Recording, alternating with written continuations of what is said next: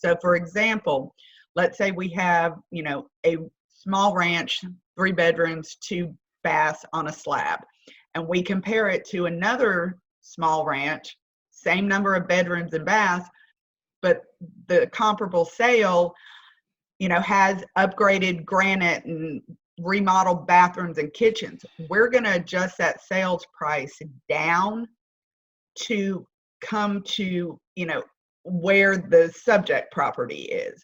So we make these adjustments up and down based on.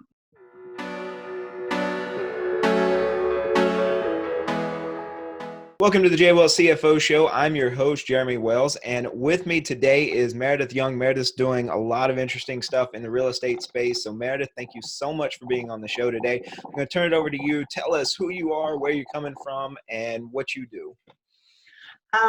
Hi, my name is Meredith Young. I have been a residential real estate appraiser for over 15 years and then decided to get into real estate as an, addition to what I was already doing. So combined total, I have over 18 years experience in the real estate industry. After going through a divorce and realizing the financial issues that come up and no one's really guiding you with going through that divorce process and making sure that you are making sound financial decisions, I decided to get my RCSD designation, which is a real estate collaboration specialist in divorce. And what I'm working on is building a team. We're in the process of doing that, where we have lenders, title companies, home insurance companies, health insurance companies, and home inspection companies, where we will consult with people who may be facing divorce to make sure that they are making sound financial decisions. We want to preserve their credit score. We want to make sure that they preserve home ownership eligibility. And sometimes when you're going through that, you're not thinking of all the financial aspects you need to be considering. So that's why we're there, is to help with that type of financial situation. We also have financial planners that will help and look at your marital balance sheet, what your assets are, what your, liabilities are, and make sure that when you're considering what to do with the house, you're thinking about everything. For example, just doing an appraisal on a property does not give you the true equity in the house, because one of the things people don't look at is doing a home inspection and finding out what repairs are needed and what the house spouse is going to be left with in the cost of repairs, which in turn reduces the actual equity from what the perceived equity is with an appraisal, because an appraisal does not dig deep like a home inspection does, and finding all those things that are going to be needed to take care of. So we're there. We have a tracking tool where we will set up consultations with financial planners, with lenders, to make sure if you're going to keep the house that you can refinance if you're going to be the one taking over ownership. We have title companies that make sure they have a clear title when you're ending up with that property, so that there aren't liens or other things that are going to come back once you have that property that you're going to be liable for. The other aspect we're looking at is, like I said, the home inspections, title companies, lenders, just to make sure that you can refinance the house, and that is the smart move to make. And if not, whether it's going to be better for you to sell the property, split the equity, and both purchase a new home. So that's it in a nutshell. We're working on I'm actually meeting with the website designer this week to get the website set up. It's going to be mydivorcesource.com, and there's where you can go in and you can set up the consultation to meet with me. Basically, I am the project manager, and we can talk about everything that you may need going through this divorce. I mean, you may not need health insurance because you have it with your company. But in lots of situations, one of the spouses is going to lose their health insurance. So we want to make sure that you know what it's going to cost to have health insurance on your own, and make sure if you're getting alimony or any type of child support that it's going to cover all those costs that you're going to be faced with.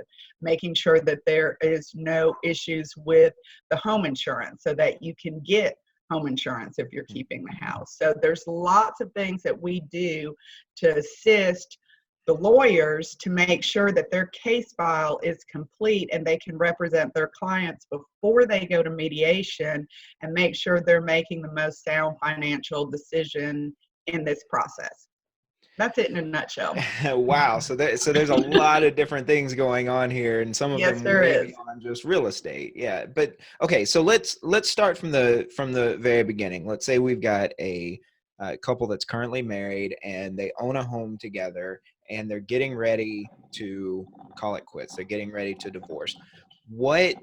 Let's start here. What's the worst case scenario? What are the bad things that happen if somebody doesn't come to you and have somebody helping them? If there's a divorcing couple, they don't have somebody helping them through this process. What are some of the bad things that you've seen happen that you're trying to prevent? Well, let's just say I am that worst case scenario because it happened to me. I ended up with a foreclosure. I ended up with a bankruptcy. I have been working for many, many years to get my credit score back up to where I could actually have a decent credit score and have that home ownership eligibility. So it can be devastating and take you years to get out of it if you're not making those financial decisions up front.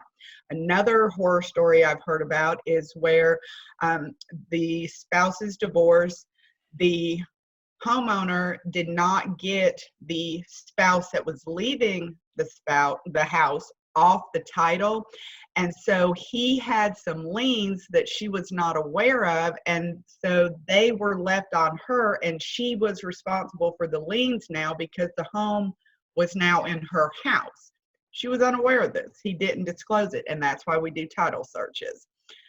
I And could when you go say a on and lien, on. you mean that this is some money owed with respect to that title, with respect to that home ownership. And so now the spouse that thought, he or she was walking away free and clear, now from the past, all of a sudden this is coming back. And now that person who thought they were done is now held responsible, Exactly. financially So responsible. Yeah. exactly, because their name is the only one on the title now, and they did not make sure that those liens were cleared beforehand. They just assumed that their spouse was being upfront and providing all the financial documents that were necessary, and they didn't. And so that spouse walked away without being responsible for the liens, and now the person that owned the house is financially and legally obligated to pay off those liens. Wow. Okay. So that's some of the worst case scenario, right? That, we can Yes. have this couple split where, everything's not tied up before one of them or both of them leave. And so things from the past get dredged up, or, there's still money owed. And so this becomes a credit risk. This causes, all kinds of financial obligations that you can't handle. So this is the worst case. So let's think about some of the other things that need to get handled. Let's say that it's not this worst case scenario, but it is a divorce, right? So this is, something that needs to be handled cautiously. How are we actually looking, how are you approaching how this couple is going to treat this co-owned property, right? How are they going to divide this? How are you going to advise? Where do you start when it comes to advising them on how to deal with the fact that they co-own this property and now they want a divorce? Right. The best place to start is sitting down with a financial planner, which we have 2 on board right now, and doing what they call a marital balance sheet, where everyone reports their income, their assets, their liabilities, and you see what money is owed and earned by each party so that you can look at what you're dealing with. The next step would be to have a consultation with a lender to make sure that if one of the spouses does want to keep the house, that they are eligible to refinance that property. Because if they're not, there's no point in fighting to keep the house if once that property settlement is completed and they go to refinance and they can't do it and they end up losing the house. Before we ever figure out the equity in a property, we recommend that they do a home inspection, because we can take that home inspection and we have a company that we can submit the home inspection to, and they can give us an estimated cost of repairs from that. So you can see truly not only what the appraised value is, but what cost of repairs are going to be if you stay in that house, and you can negotiate appropriately. So those are the starting points, and we set up the consultations. We track dates that they have that are important, when they have to have documents to the attorneys, when their mediation is. We make sure that we're getting this divorce file complete for them so they have all the information they need to make a smart decision in mediation, because it's now required in Georgia that all divorcing couples go through mediation before they ever go to the judge. So most divorces are decided in that mediation, and once mediation is settled, you cannot make changes to the property division in the state of Georgia. So if you fought to refinance that house, you won in mediation, you got the house, and you can't refinance. You can't go back and say, oops, we need to change what we did with the house. So that's why it's really important to make sure we get all this documentation, look at the finances, look at the equity in the house, make sure that these decisions are made wisely instead of emotionally. Interesting.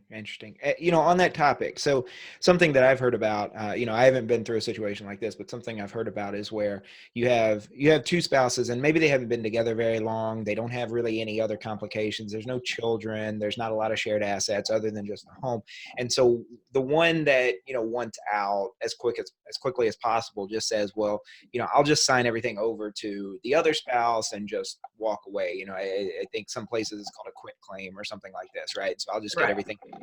Is that a viable approach, or would you recommend that, everyone try to go through a process like this? Is there ever a situation where somebody should feel comfortable just saying, well, I'm just going to walk away? Unless they are financially wealthy and have no concerns about finances, you should absolutely go through this process before you decide to walk away. It's funny that you mentioned that, because I was actually just recently talking to a gentleman who recently got divorced, and that was his attitude. He was like, I just wanted out. I just wanted to walk away. And now he can't purchase a home. He can't pay his bills. He did not plan that out very well, and he ended up giving up everything. And so now he's fighting to stay afloat. So it's advisable to have someone who is not emotionally vested in the process to help you with those sound financial decisions, so that you don't end up bankruptcy, foreclosure, homeless, whatever the worst case scenario may be. Interesting. Yeah. No, I mean, so, what kind of market are we talking about here? How often is this happening where we have divorced couples trying to figure out how to split up this house? The last statistic I heard was 50% of the population is going to go through a divorce. So you're talking about a large number of people who are facing this, 50% of the adult population, and they're not getting help. They're just going in and they're trusting the attorneys to walk them through this. However, the attorneys are looking to get this settled as quickly as possible and don't look at all the financial aspects. They're only looking at what you're providing, and you may not be providing everything to show the true financial situation you're in. And that's where we come in to make sure that that case file is complete and they have all the documents they need to help the attorneys assist them in making smart decisions in the divorce process. Interesting. So let's say I am about to start this process, right? That I know that the marriage is on the rocks and that, this is inevitable, right? What do I need to do, between now when I know that this is going to happen and, going to someone like you, what can I start doing to prepare for this? What documents do I need to get together? What evidence do I need to collect? What makes it to where I can come to you and be a good client? Any financial documents you have, if you have a copy of the mortgage, if you have a copy of the closing documents from when you purchased the house, any of your financials, bank statements, anything that can help with giving a true financial picture of what you have, what your liabilities are, and be honest and come through with what you really want out of this so that we can try and help you get what you want, but also guide you if what you want is not realistic. So any type of financial documents, any information that you have pertaining to what is jointly owned, that helps as a starting point. Gotcha. So I know a person who essentially helps, not just focusing specifically on real estate, but she tries to help divorcing couples think in terms of their entire financial settlement as they're going through the process of divorce. And she told me that one of the problems she runs into is that, one of the biggest issues for married couples is finances, right? Is being on the same page as far as finances goes. And so she was telling me that sometimes the process of getting them to agree on how to split things makes them realize that maybe the financial problems they thought they had weren't so bad, and they end up reconciling. That's a good thing, though. Right. So yeah, I mean, do you see that, that this could not only be a potential to help couples that actually are going through a divorce and getting through it, but maybe there's also, sort of another way of maybe the couple just aren't on the same page as far as finances. And maybe this is something that just getting them to sit down and open the books, as we say in accounting, right? Just open the books with each other. Maybe this would get them back on the same page in some kind of weird way. I mean, anything's possible at this point, and I don't wish what I went through with my divorce on anyone. So, I mean, if anyone can make it work and this helps in that way too also, that would be incredible. I mean, that would be, icing on the cake to see some people actually resolve their issues through this. The whole reason I started this and am working to get this up and running and get this out there so that we can assist people is because I didn't want them to go through what I went through. It's not fun. It's a hard situation to dig yourself out of, and I just want to prevent that. And if in the process we reconcile some marriages, great. That would be amazing. Interesting. Yeah, no, I mean, this is, I think, there's definitely a cultural, there are some things in society that we're just not supposed to talk about because it's not a fun thing to talk about. And divorce is one of these, even though, like you said, statistically, it's all around us, right? If you haven't been through it, chances are a relative or close friend has, right? And so it's a reality that we've got to face. And rather than ignore it and treat it like it doesn't exist, bringing it out into the forefront and recognizing it for what it is and saying there are lots of people going through this that need help to prevent these bad, because you're taking a bad situation and just making it worse by ignoring it, by acting like it doesn't really exist. So I think that's a fantastic service. So tell us a little bit about how you got into appraising, first of all, because you started off in appraising and then you went through this personal episode that got you interested in this, which really just kind of extended off of what you're already doing. So tell us about the work you did in appraising, how you got into that. Well, that happened when I was going through my divorce. I was a stay-at-home mom. I worked in the corporate world in human resources before I had kids and stayed at home with my children.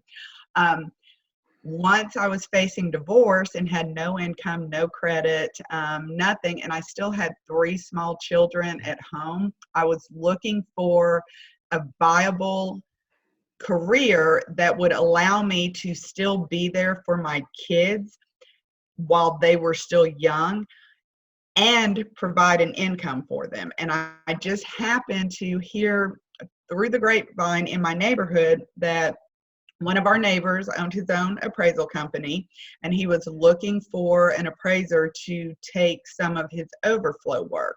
So I approached him, asked him, how hard is it to get my license? He knew my situation because he was a neighbor. He was very willing to work with my schedule. And so I got my license, started working for him, and it was great because I was able to still be at home with the kids before they went to school. And then once they were school age, I could be there, to go in for activities during the day, schedule my appointments around when they were in school and still be there after school when they got home from school. So it was perfect for me. And then I wanted more. I wanted to get into something that I could help more people with. And it was just a natural transition to go from appraising into real estate. And here's where I am now. So it's just been great. And my kids now are 18, 21, and 23. So doing this and having the flexibility to be there for the kids as a single mom while they were growing up has been great for me. And so now that they're older and moving on, I've got more time and want to take my time and help other people. That's awesome. So explain the process of an appraisal, because I've bought a couple different homes, and it feels like, from the consumer side, you get together with a realtor, you look at some properties, you pick one you really like, you put in the offer, and then you hold your fingers crossed for 2 or 3 weeks until your realtor says, congratulations, it appraised for what we wanted to, or the appraiser didn't come in the way we wanted them to, so we're going to have to do this or that. What's going on in that time? What actually happens? Why is the appraisal so important to the process? And it almost seems like it happens in this black box. Open that black box up for us a little bit. And what is an appraisal? Why is it necessary? What goes into it?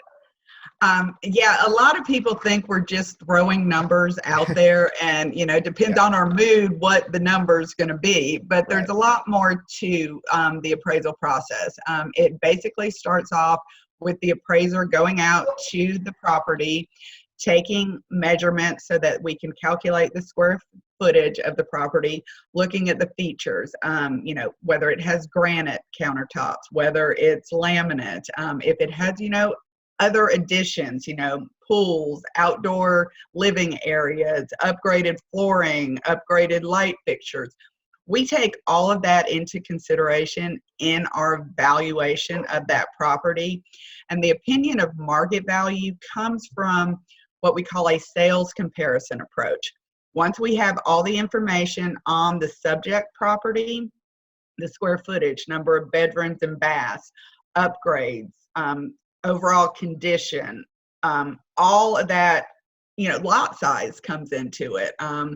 Whether it's the view, whether it's an adverse view, we have line items adjustments that we take comparable properties that have sold that are the most similar to that property, and we make adjustments up or down to the sales price of those comparable sales. So for example, let's say we have, a small ranch, 3 bedrooms, 2 baths on a slab, and we compare it to another small ranch, same number of bedrooms and baths, but the comparable sale, has upgraded granite and remodeled bathrooms and kitchens. We're going to adjust that sales price down to come to, where the subject property is. So we make these adjustments up and down based on the line item adjustments we have. And then once we have the adjusted sales price of all the comparable sales, Then we take a weighted average of those adjusted sales price to determine the opinion of market value. So there is a system to it. It is called the sales comparison approach, and there are objective adjustments that are being taken. Typically, an appraisal cannot be submitted to a lender for a mortgage finance transaction without having at least 3 sold sales within the last 6 months. Sometimes we have to go out to a year depending on how many sales are in the area. And they have to be within 20% of the gross living area of the subject property. So you can't take a 1,500 square foot ranch and use a comp that is a 3,000 square foot 2-story on a basement. We have guidelines that we have to follow as far as making those adjustments, what comparable sales we can use. And by following those guidelines and making the adjustments, then we come up with the opinion of market value. Most of the time, unless we're in a declining market, it's very uncommon for the appraisal to come in less than what people have the property under contract for, unless it was one of those situations where people got into a bidding war and they were, going over list price in order to get the property because there were numerous parties interested in that property. So that's it in a nutshell. And it's not a simple process. There is a lot of work involved, and the typical appraisal report can take anywhere from 2 to 4 hours to complete because of all the detail that goes into it. Gotcha. And then toward the beginning of the call, when you were talking about the other complexities that can go into disposing of a house or selling a house, that there's also the inspection that is part of that too. So when you're going through that appraisal process, how deep are you really digging? Because you said, you look at some of the upgrades and things like this, but I'm guessing you're not actually getting into the wiring and the plumbing like we would hope an inspector would do. We don't. We do not we are only looking at what is visible to the naked eye while we're out there. We are not going to see hidden defects. We're not going to see, a crack in the foundation that is behind drywall in a finished basement. That is for the inspectors go much deeper. They're looking at everything, whether things are functioning properly, whether the HVAC system works, whether, there are leaks in the roof. We can't tell if there's a leak in the roof by just standing outside a house and looking at the roof unless there's a big gaping hole. So we are only looking at the opinion of market value as of the day it is inspected. And we don't see all those details. I work closely with home inspectors all the time, and their reports touch on things that we don't even begin to look at. It's just it's 2 different reports. One is the home inspection looking at the working functionality of the house. We're only looking at what we think it's worth in the open market, selling it through a realtor. Gotcha. So whether you're buying or selling a house, you really need both of those pieces of information and put that information together to really understand what you're getting into or what you're trying to sell, what it's worth. Absolutely. And that's one of the things that, as a realtor, we make sure that our buyers are doing home inspections because we want them to see what the issues are with that house that we're not going to see. It always amazes me sometimes when I get a home inspection report back. I'm like, oh my gosh, I should have seen that, but you're not looking for it. So you don't know. Gotcha. Is there any sort of, appeal or second opinion when it comes to all this? If I get an appraisal in and I say, that doesn't seem right to me, can I appeal to somebody else? Can I ask for a second opinion? Or, because I've heard that, it's all based on those comparables that they picked, right? So if you went out and picked 3 different ones, you'd get a different number. Or are they all just going to wind up, like you said, settling on the same, bit of information. I mean, the idea, is it wrong to assume that the idea is that any two appraisers should, with some margin of error, come to about the same appraisal value for a house? That is absolutely correct, because we are following the same guidelines. We do have to stay within 20% of the gross living area. If there are sales within a homeowner association subdivision, we're not allowed to go outside of that subdivision just because we don't like the sales in the subdivision. Interesting.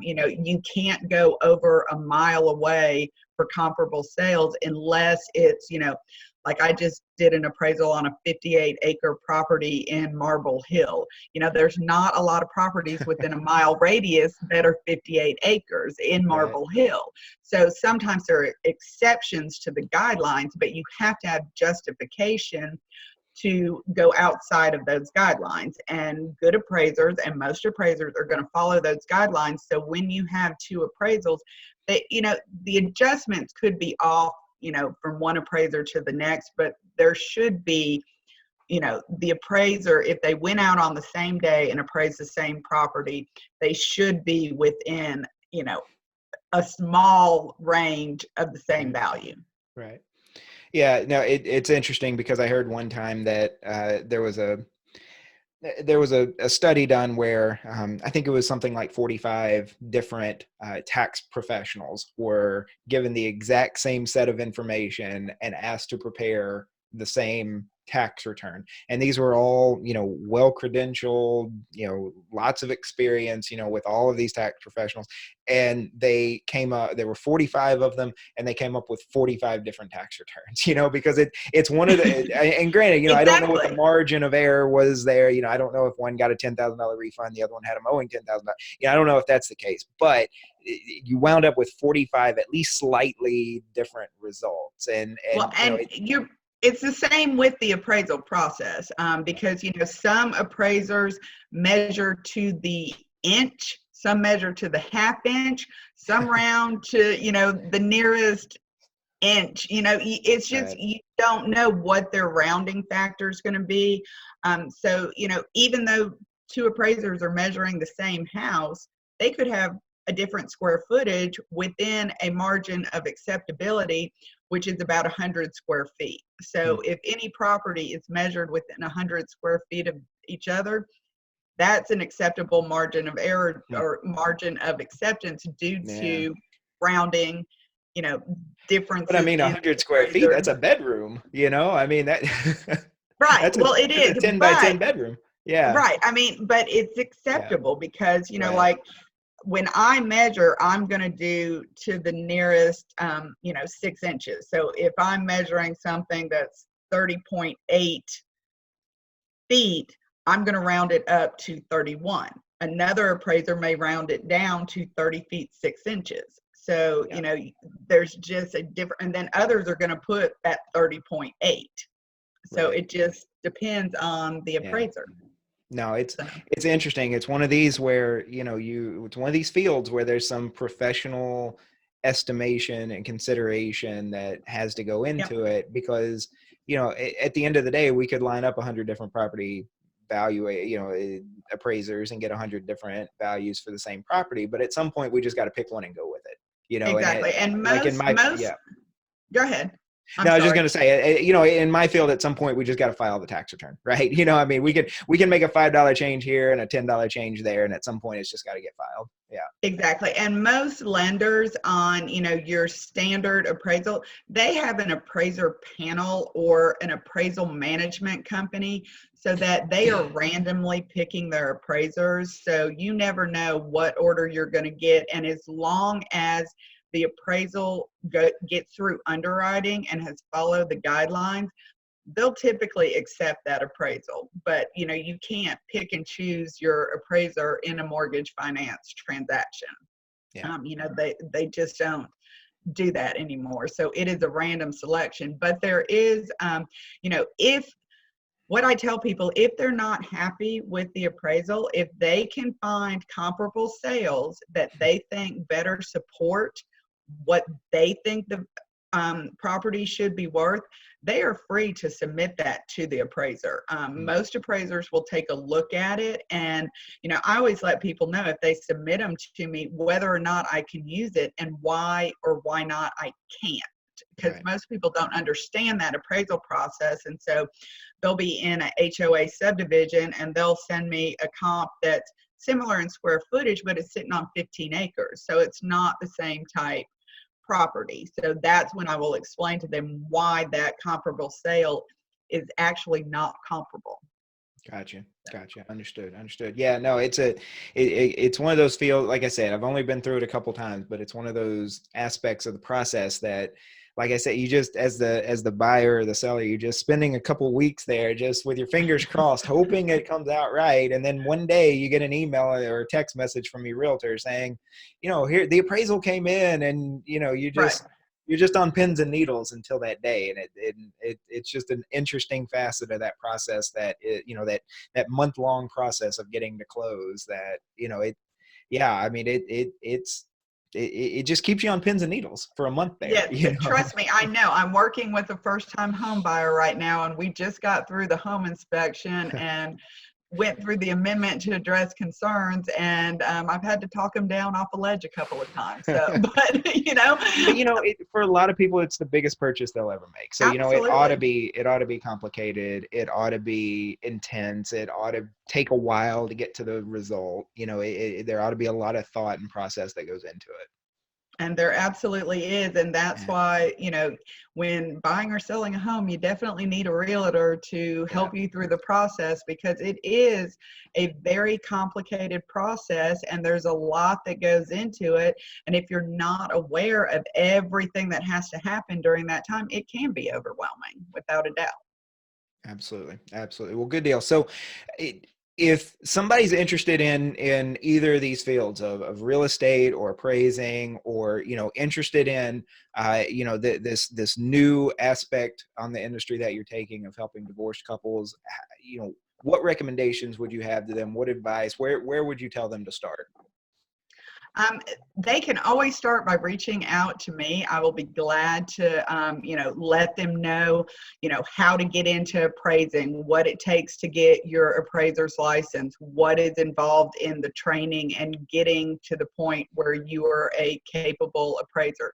Same with real estate. If anyone wants any information as far as how to get into the industry, what I've learned on the do's and don'ts, what's worked for me, I will be glad to share with them, because getting into real estate is another industry that's very hard to get into, because the statistics, I believe, and don't quote me on this, in the first 2 years of anyone getting their license, about 80% of realtors drop out before they make 2 years, because it is such a tough industry to get into and keep going in. So, any information I can provide, I will be glad to do that.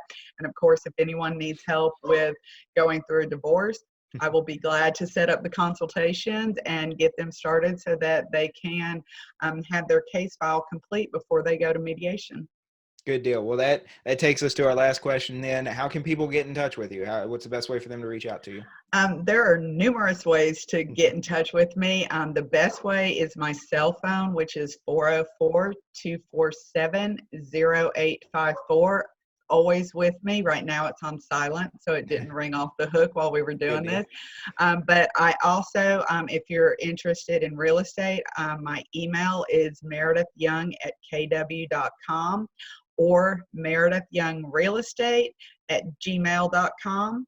The appraisal email is mkappraisalservices@gmail.com. And then, of course, we're working on the mydivorcesource.com website right now, and it should be up and running hopefully in the next month or so. Good deal. Well, we'll make sure that there's links to all of that included in the show notes in the description.